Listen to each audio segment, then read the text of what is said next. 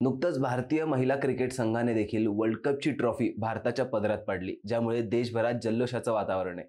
पण या महिलांना खंबीरपणे उभं करून जगभरात लोकप्रियता मिळवून देणारा व्यक्ती कोण आहे हे तुम्हाला माहिती आहे का? ते आहेत भारतीय महिला क्रिकेट संघाचे सध्याचे मुख्य प्रशिक्षक म्हणजेच अमोल मुजुमदार.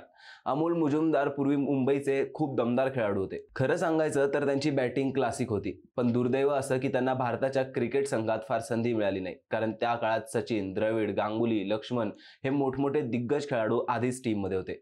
अमोल मुजुमदार यांचा जन्म 11 नोव्हेंबर 1974 मुंबईत झाला. त्यांनी मुंबई, आंध्र प्रदेश आणि आसामकडून रणजी ट्रॉफी खेळली. पदार्पणातच त्यांनी जबरदस्त परफॉर्मन्स दिला. मुंबईसाठी पहिल्याच सामन्यात 260 धावा केल्या आणि शेकडो धावा, सेंचुरीज त्यांच्या खात्यात आजही जमा आहेत. 2013 साली त्यांनी शेवटचा रणजी सामना आंध्र प्रदेशकडून खेळला आणि नंतर निवृत्ती घेतली. निवृत्तीनंतर ते कोचिंगकडे वळाले. राजस्थान रॉयल्स टीमसोबत ते प्रशिक्षक म्हणून काम करत होते. तसंच त्यांनी नेदरलँड्स क्रिकेट संघालाही ट्रेनिंग दिली. 2023 साली BCCIने त्यांची भारतीय महिला क्रिकेट संघाचे मुख्य प्रशिक्षक म्हणून नियुक्ती केली. त्यांच्या मार्गदर्शनाखाली संघाने चांगली कामगिरी सुरू केली. आशिया कप आणि काही द्विपक्षीय मालिकांमध्ये टीमने आत्मविश्वासाने खेळून लोकप्रियता मिळवली. थोडक्यात अमोल मुजुमदार हे शांत, विचारपूर्वक आणि तांत्रिकदृष्ट्या मजबूत प्रशिक्षक म्हणून ओळखले जातात. आता त्यांच्या कोचिंगखाली भारतीय महिला संघाची दिशा आणि आत्मविश्वास दोन्ही वाढताना दिसत आहेत.